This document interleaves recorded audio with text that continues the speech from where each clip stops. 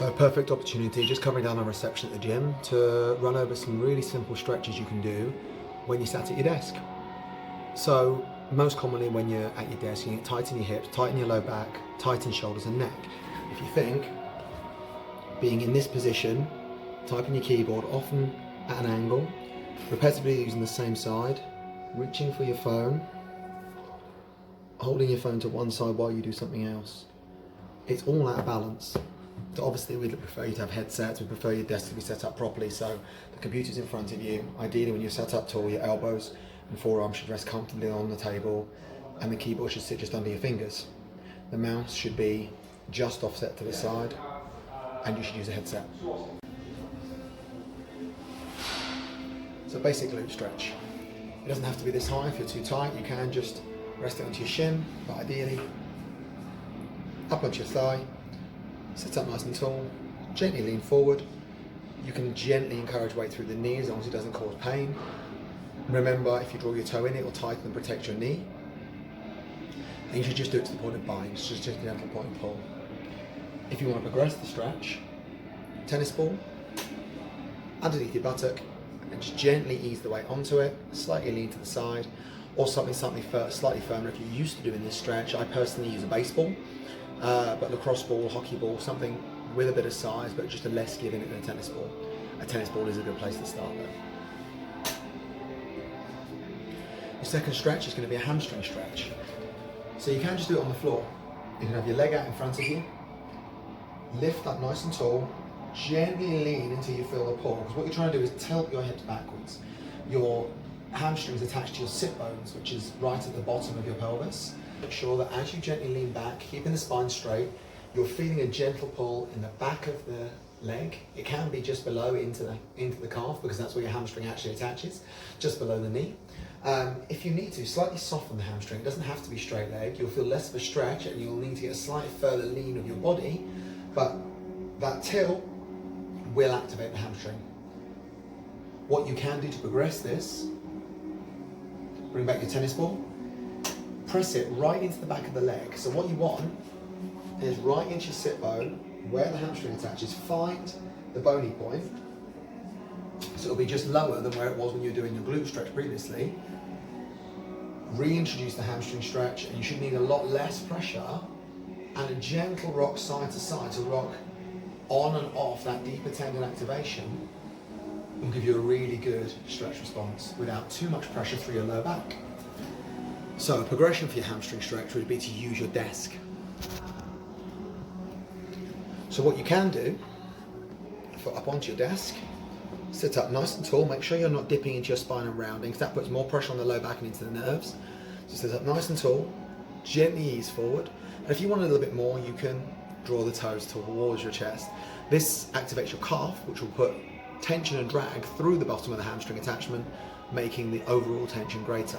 Now remember, the hamstring can be bent, you can lean in. This will hit the tendons at either end far deeper, so it's a bent leg hamstring stretch, or we'll call it straight leg. Don't lock your knee if you're hypermobile, but a straight leg hamstring stretch. Just easing forward, spine straight, and just bring your weight to translate forward over your thigh rather than rounding down to your leg. Your hamstrings don't attach to your face, so they don't need to be brought together. Obviously anything to varying height, to another chair, a tower computer, a stool, anything to varying height to bring it up off the floor will put less pressure on your low back and more into your hamstring, as long as you've got the range in your low back to do it. A really nice stretch for your upper body would be to stretch out your lats. So hand up, bring the hand back for tension, and just lean back. So you're just leaning back away from your desk, let your head fall forward if you need to, or hands can be pressed together or tucked behind, and you're just pulling your body back away from your elbows, trying to create length from the back of your shoulder blade and your elbows. How wide the elbows are is personal preference. Just move them narrower or wider to get the desired stretch that you need. If you put pressure in between your hands and down into your elbows, it'll increase the muscle activation, meaning you can get a deeper stretch for less movement. Now obviously, ideally you stand up to do this one and stretch on the door frame and lean forward. But what you can do is hand onto your desk, lean forward and draw your chair back or to the side to stretch out into your chest. So my hand's actually on my desk, my hand is above the shoulder, the elbow is lower than the shoulder. I pull my shoulder down into my back pocket, my neck is long, and I just ease in. You should feel a strong stretch in the front of the shoulder, and if you've only got a small, even like a cubicle space, that's fine. You can do the same thing with a straight arm. Pressure through the hand and turn away, or slightly roll forward and drop the shoulder down to bring action into the shoulder itself.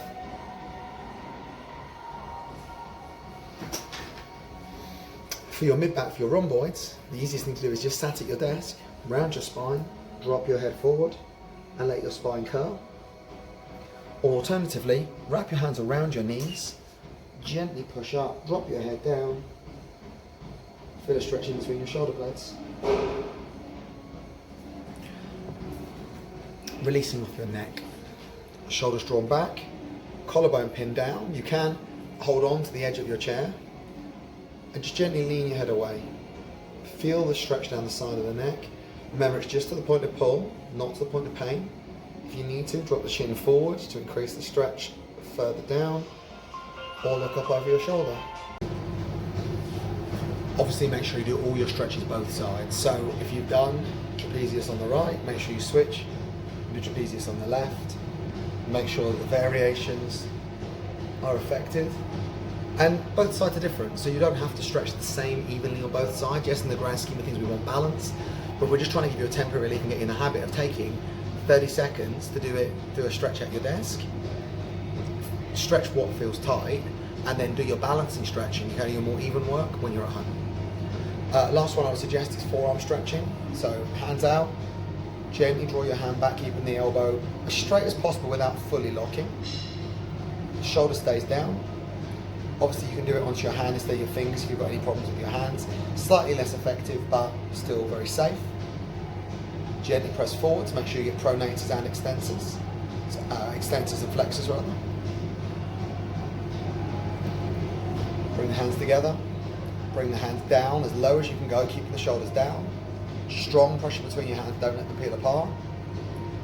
Then you turn them over, lift them up and bring them towards your chest, keeping the shoulders down. And the same thing in reverse. Press through and press down. You can do this on a desk. Press through and then slowly put the pressure into your arms. And then press through under the table. And then gently encourage the pressure through, the same as you would a calf stretch off the stairs. The only other one I'd maybe do would be for your back. So a seated twist. Hold onto your knee, sit up nice and tall. You can use the back of the chair, look behind, hold up nice and tall to start, feel the stretch, and then round the spine if you need to go slightly deeper into the hips, into the thigh.